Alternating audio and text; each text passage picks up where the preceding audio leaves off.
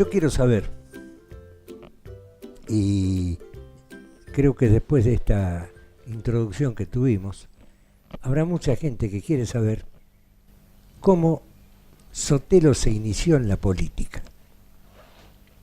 Pero no cómo se inició en la política de grande. Mire, sí, la verdad es que tuve algún inicio que no sé si fue político, pero sí fue rebelde, ¿no? Mi primer manifestación de ese tipo, recuerdo, en la escuela secundaria, iba quinto año, el último año en aquella época para recibirme maestro. Yo soy la última generación de maestros normales nacionales. Sí. Y fue un año que no recuerdo si fue 68 o 69, cuando íbamos en quinto año, delato mi edad con esto, que vinieron los chicos estudiantes universitarios que estaban en aquella época de Quitilipi y nos llegaron a conversar con nosotros antes de ingresar a la escuela un día de clases. Y era con la novedad que nosotros ya nos habíamos enterado, a pesar de los pocos medios de comunicación que había en aquella época, que en Corrientes habían matado a un estudiante universitario, a Juan José Cabral, en la plaza. La policía había matado. Y que entonces los estudiantes de universitarios nuestros de Quitilipi, que estaban en Corrientes, volvieron unos días después a Quitilipi y nos pedían nosotros, alumnos secundarios, que en solidaridad y en repudio a la muerte de un estudiante universitario que había sido baleado por la policía en la Plaza Cabral, entremos a la clase con luto. Y a nosotros nos pareció una buena medida. Estábamos en un momento de un gobierno militar, un gobierno que no era el gobierno represivo como los que hay ahora, pero sabíamos que no era un gobierno popular. Y aunque a nosotros no nos tocaba demasiado porque estaba muy lejos de todo, nos pareció importante porque ya en aquella época empezábamos a manifestar nuestro interés en ser un poco rebeldes, ¿no? Y nosotros, los alumnos de quinto año, resolvimos efectivamente ponernos un luto y entrar a la escuela. Pero el director de la escuela se opuso terminantemente a que entremos con luto. Y nosotros dijimos, o nos dejan entrar con luto, en repudio a lo que había sucedido a un estudiante como nosotros, o no entramos a la escuela. Es una rebeldía que no sé de dónde la sacamos porque no estaba preparado el ambiente para eso. Lo cierto es que después de alguna charla nos amotinamos, entre comillas, lo de amotinarse, y dijimos, no entramos a clase. Y empezamos a hablar a todos los alumnos que entraban una hora después que nosotros, para que nadie entre. Y recuerdo que salvo el cuarto año, que entraron algunos, ningún otro alumno entró.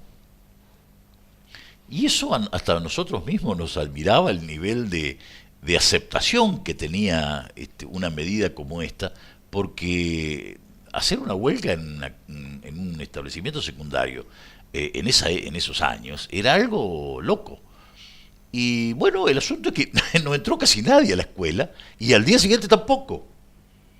Y recuerdo como si fuera hoy, nosotros teníamos nuestra especie de lugar de reunión enfrente, en la casa de uno de nuestros compañeros, que hace muy pocos días me encontré con una hermana de él que trabaja en Colonia Lisa, Osich de apellido, y teníamos ahí nuestra especie de lugar de organización, hasta que vino la secretaria a negociar con nosotros, la secretaria del establecimiento a negociar con nosotros, y acordamos que nos dejen entrar un día con luto y después nos acabamos. Así que así fue, 2 días de paro, después entramos con luto, nos dejó entrar el director con luto, y por supuesto al otro día nos sacamos, pero recuerdo eso como un momento de rebelión que después marcó mi camino político. Quizá en aquel momento no tenía nada que ver con la política partidaria, digamos, pero sí fue una especie de repulsa generalizada de jóvenes alumnos secundarios a la muerte violenta en una manifestación de alumnos de un alumno universitario. Recordemos que el año anterior ya había habido el Cordobazo, entonces estoy hablando del año 69, el Cordobazo fue el 68, había habido el Cordobazo, lo cual generó ya digamos, una especie de rebelión social y una conciencia social de que algo estaba mal durante el gobierno de Onganía. Y hizo que nosotros saquemos una fuerza, no sé de dónde hasta ahora, y un convencimiento místico, no sé de dónde hasta ahora, de hacer huelga en el establecimiento si no nos dejaban entrar con luto en repudio a una muerte. Y la verdad es que pasado el tiempo uno se pregunta todavía, ¿hicimos bien o hicimos mal en hacer eso? Desde el punto de vista quizá de un alumno ordenado y aplicado, no sería lo mejor, pero quizá en la defensa primaria de algún interés y algún camino que la vida nos siguió después, me pareció una interesante anécdota y una medida, digamos, que lo tomamos quizás sin pensar en lo que estábamos haciendo, pero sí muy convencido de que defendíamos algo que era justo. Muchas veces el sentimiento nos indica un camino, pero hay algo que es distinto al razonamiento, que es precisamente el sentimiento, que los ha guiado a ustedes, que eran chicos en aquel entonces, porque en el fondo eran chicos. 16, 17 años. Que los ha llevado a un camino de justicia. Y entonces ya tenían ese germen de justicia adentro, que algunos lo han adormecido y otros han pretendido que eso fructifique entrando en la actividad política. Sí, sí, efectivamente. Todavía yo no tenía ni siquiera una orientación política porque vivíamos en aquella época épocas de adormecimiento político y de que en mi casa mi padre era radical intransigente, no era peronista. El que era peronista era mi tío Rafael Rubén Sotelo, que venía a visitarme a visitarnos de vez en cuando, y era mi tío preferido porque llegaba él y llegaba la alegría, llegaba a nosotros él siempre con algún regalo, con algunos caramelos, con algunos chocolates que nos hacía muy contentos. Entonces yo no tenía una identidad política todavía porque estaba muy vedado a la política en aquel momento. Claro que cuando uno al día siguiente, a época siguiente, año siguiente, se inserta en la actividad política, me decía mi tío Rubén: a vos cuando te vayas a la universidad vas a tener dos caminos, o te haces comunista o te haces peronista. Bueno, pues fue así. Me puse a leer una vez ingresado a mi primer año de la carrera de abogacía en la universidad, en la Facultad de Derecho de Corrientes. Me puse a leí mucho, leí fundamentalmente la parte del peronismo, su doctrina, y me hice peronista no porque, como algunos, porque el papá era peronista, o porque el vecino lo era, o porque pasó el tren con Evita y Perón repartiendo muñecas o trencitos o cochecitos, sino que me hice peronista porque lo leí al peronismo, leí lo que quería Perón, leí doctrina peronista y me convencí de que el peronismo es lo mejor que puede pasar a los argentinos. Y por eso fui peronista y sigo siéndolo. Sotelo, quiero saber yo, porque lamentablemente los tiempos televisivos siempre son cortos. Siempre tenemos detrás de las cámaras gente que nos hace señas, ¿no? Y todas las señas son que hay que ser más corto, más conciso, más concreto. Entonces, yo quiero que me cuente, así rápidamente, desde aquel concejal, que fue el primer cargo público que tuvo, hasta hoy, ¿cómo evolucionó eso? Lamentablemente don Fernando tiene poco tiempo porque es larga la carrera. Mi actividad política real empezó, por supuesto, en la universidad, como ya le dije, pero solamente con algunos destellos nada más, porque en el año 73, 74, yo vine a trabajar acá a Resistencia con mi tío Rubén, era presidente de la Cámara de Diputados. Yo empecé a trabajar en el 73 en la Facultad de Ingeniería, en el 74 él me llama para que trabaje con él como su secretario privado, y allí me llega el golpe y ahí se me despierta realmente el bichito fuerte de la política. Llega el golpe del 76 en la cual fuimos a parar a cualquier lado. Previamente a esto, uno de los golpes más fuertes que sufrí en mi vida, que fue aquel 1 de julio del 74, cuando estaba solo en mi casa y escuché por la radio lo que todos no queríamos que suceda y que veíamos que iba a suceder, que era la muerte de Perón, me acuerdo mi llanto inconsolable, solo en aquel momento.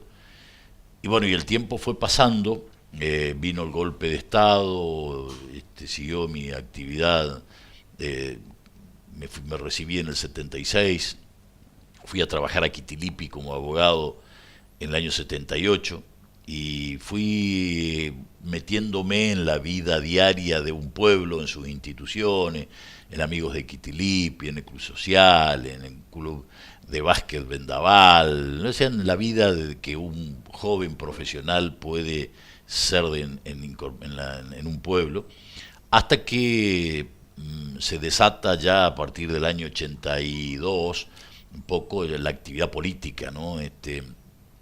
Donde el final de la etapa del gobierno militar empezamos a tener actividades políticas en nuestro pueblo. Me acuerdo una gran reunión que hicimos en el norte de Quitilipi, que fue la primera gran reunión que se hizo en el Chaco, donde todavía había que pedir permiso a la policía para hacerlo, con la participación de todo el peronismo grande del Chaco, Vita, el Torzagasti, los Sotero, los Pedrini. Y eso me encarriló definitivamente en la política. Tuve una interna muy dura en Quitilipi contra una dirigencia que nosotros llamábamos vieja en aquella época, y unos jóvenes que queríamos también nosotros ser parte de la misma. Y en el 83 fui candidato a presidente del partido y a intendente de Quitilipi. Bueno, gané la interna para la presidencia del partido y la candidatura a intendente, y en las generales, merced al Alfonsinazo, perdimos por 300 votos en las elecciones a intendente, pero fui concejal, como era en aquella época donde no se elegía intendente, sino que se elegían concejales.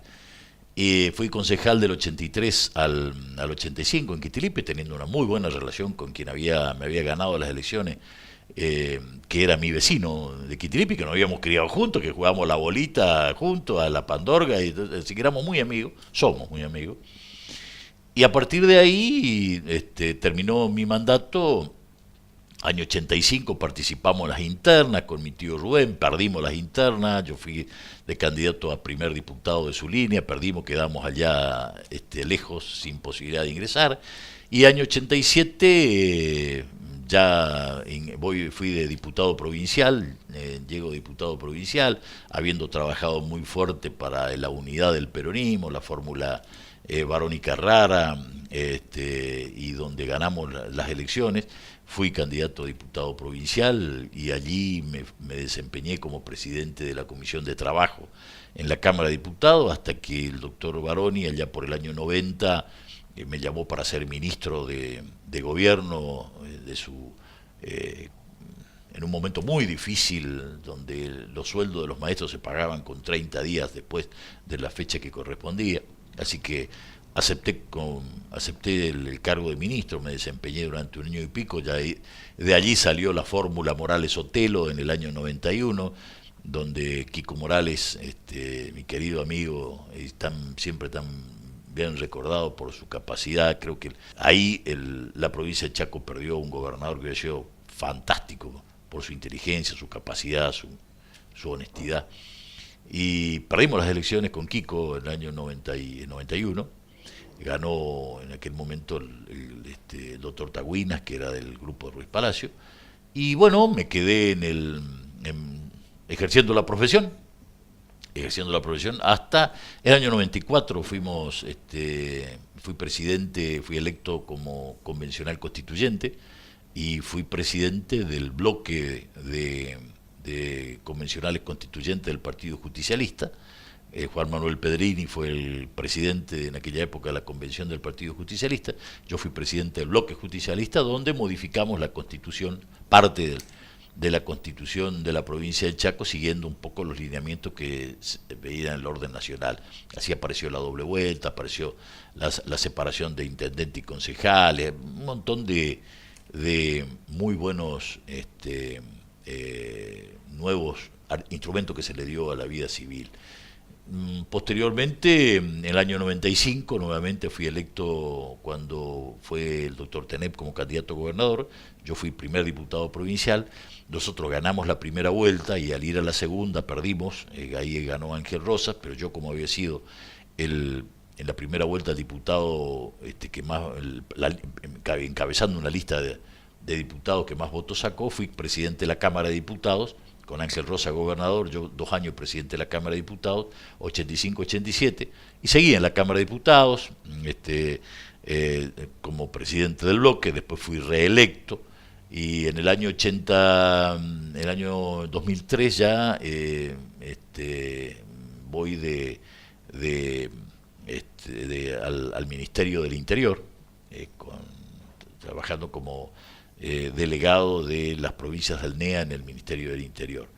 Así que esa fue mi actividad. Hasta después vino Coqui en el 2007, trabajamos muy fuertemente con él, fui al banco como vicepresidente del banco, hasta que me llevó a la Secretaría General de la Gobernación, cargo que ocupé hasta un poco antes de la finalización, cuando quedó Vasilev Ivanov a cargo de la Gobernación, cuando Coqui se fue a la jefatura de gabinete. Poco tiempo después renuncié al cargo y volví al llano. Y bueno, siempre estando en la vida política en forma permanente, participando siempre del Consejo Provincial del Partido, congresal, provincial o nacional, siempre peleándola de adentro, y en el 2015, cuando se hacen las elecciones, fui como candidato a integrar algo novedoso, que era el Parlamento del Mercosur. Se elegía un miembro por cada una de las provincias, y a mí me tocó ser el candidato del peronismo y ganar las elecciones del 2015, el cargo del Parlamento del Mercosur, parlamentario del Mercosur que actualmente detentamos. Mientras tanto, en ese interín, por supuesto, como le dije, ejercer la política, y algo de lo cual me enorgullezco muchísimo, que fue presidente del Instituto de Capacitación, haber presidido desde su inicio un Instituto de Capacitación Política, con el cual hemos tenido muchísima participación en eventos políticos, en capacitaciones, en adoctrinamiento, en charlas, hicimos seminarios, hemos hecho posgrado. Hoy ese mismo instituto es padrino, hemos iniciado una escuela pública de gestión social, tenemos un terciario que inicia en poco tiempo su actividad, y tenemos firmado un convenio con la Universidad de Avellaneda para ser terciario a distancia. Así que bueno, me enorgullezco de esa actividad fundamentalmente, que no tiene nada que ver con la política, sino que tiene que ser nada más que un servicio hacia personas que necesitan de una ayuda tan necesaria en este momento.